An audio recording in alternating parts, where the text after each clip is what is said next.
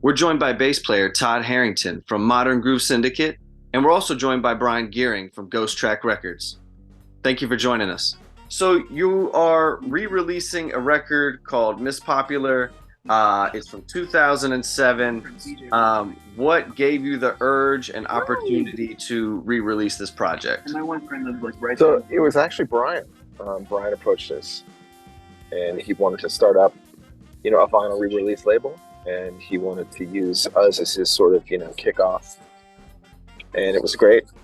We thought it was a great idea. Well, we've always wanted to sort of remix and master that record again, sort of update it and stuff. And it never really got its dues the first time around, because once that record came out, we all broke off and did other things. It never really got we never really got the push behind it. Had you already started the process of kind of like reworking some of those songs before Brian approached you, or was that, No. how was remastering it? It came up, we had talked about it a little bit during lockdown. Our local guy had offered some studio time, and we're like, well, maybe we should take that record and redo it. But then just coincidentally, Brian hit me up out of the blue and mentioned that. So we had toyed with the idea, but nothing serious until Brian came along.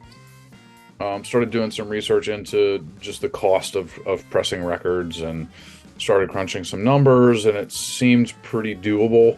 And so, this year, just between a lot of different things coming along in life that kind of lit a fire under me, I kind of decided it was time to go. And really the thing that sparked it was, so the reason that I chose the Modern Groove Syndicate album was because, they were a fairly well-known, they're a very well-known local band, fairly well-known regional band in their time. And they got a decent amount of national press for Vessel, which was their second album.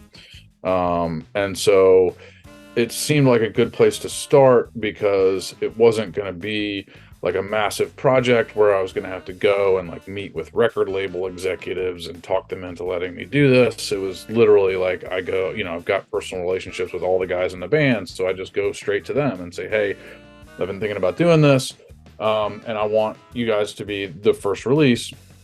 And it actually just so happened, like I went to Todd, and apparently they had been actually thinking about doing this anyway. How did you choose a production company to get the vinyl press stuff? So I looked at a couple. I did a Google search, made a list of all like the pressing plants that are out there. Not all of them, I'm sure, but a lot of them. And I had actually talked to my buddy Ian at WNRN about this whole project a little while ago, and he had mentioned that there was this new record pressing plant opening in Harrisonburg, and I'd kind of forgotten about it. And then I feel like maybe I talked to him again, but anyway, it just sort of dawned on me, like, there's this plant in Harrisonburg. Oh yeah, I remember what it was. Eliturite did their most recent pressing at Blue Sprocket in Harrisonburg, and I played that. I bought it.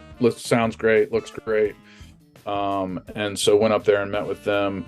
I grew up in Harrisonburg, so it was kind of cool to be able to support a local business and send some business their way.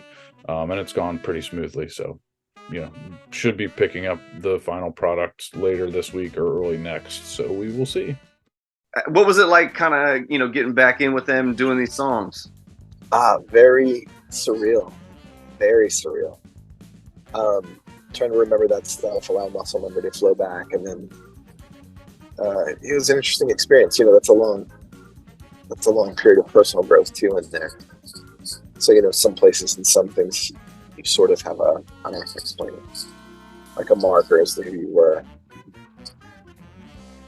And that was one of them. Yeah, it was very, very surreal.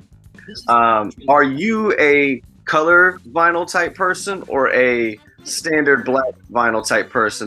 I'm standard black, and then there's like two standard blacks in the band, and there's two colored vinyls in the band. So I'm one of the standard black vinyls. The colored is like a gold base with a red splatter. So I'll have on the Ghost Track Records website, ghosttrackrecords.com, I'll have the black and the gold with red splatter, and then the Heady Wax Fiends have like a swirly kind of like gold and red, slightly different color variation.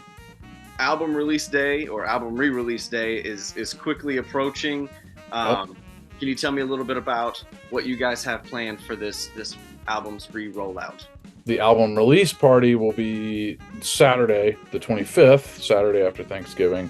And that'll be at the Camel. Ben White and his band are opening. Todd also plays in Ben's band. Ben is a great songwriter, keyboard player, but like just like classic, like 70s ballads, like just amazing. You go to a show of his and you feel like you have been transported to like 1977. It's wild. But so he's opening, and then Modern Groove will do a full set, and we'll have some t-shirts, and obviously records for sale at that as well. Yeah, I'll be playing with Ben White, who's opening for us.